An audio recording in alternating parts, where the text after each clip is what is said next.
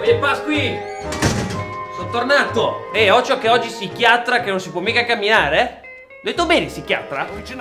Cosa fa qui? Ma Cirola! Ma che cazzo sono venuti a prendere, non lo sapevo! Ambrogio, proteggimi, San Nicola di Maria, Pasqui!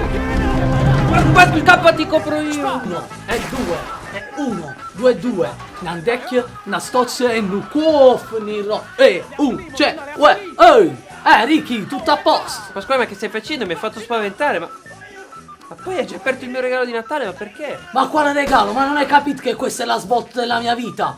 Questo è l'anno buono! L'anno buono per cosa? Come per cosa? Per battere la mia nonna! Tua nonna? Ma cos'è che fate ancora i 100 metri alla vigilia, Giorgio? Non hai capito? Io adesso ho un sacco di punti di riferimento. Guarda Jenny Savastan per esempio come è tornato bello dall'Honduras. E beh, quello torna così bello dall'Honduras, non posso tornare pure io così bello secco a San Vito per le feste. So pure meno chilometri. Ma di cosa parli? Ricky, io devo perdere 10 kg entro stasera. Beh, 10 kg mi sembra un po' eccessivo, a parte che poi si sa, uno durante le feste mangia qualcosa in più, la dieta si è sempre fatta post feste, no? Hai visto? E voi a Milano state avanti proprio. Ma perché non ce lo dite pure a noi, scusa? Eh sì, perché noi a sud abbiamo sempre sbagliato. Noi facciamo la dieta dopo le feste. Invece dobbiamo fare come fate voi, la dieta post per le feste. No, post. Dopo non serve a niente, perché poi alla fine le melanzane sotto olio, il pesce che è rimasto, italiano. lo stock sotto sale, ti fai 20 kg in più. Senti che ho pensato, furbo. Io adesso a Milano per 10 kg, quando scendo a San Vito, che faccio? Li rimetto, li riperdo adesso, poi li metto a San Vito,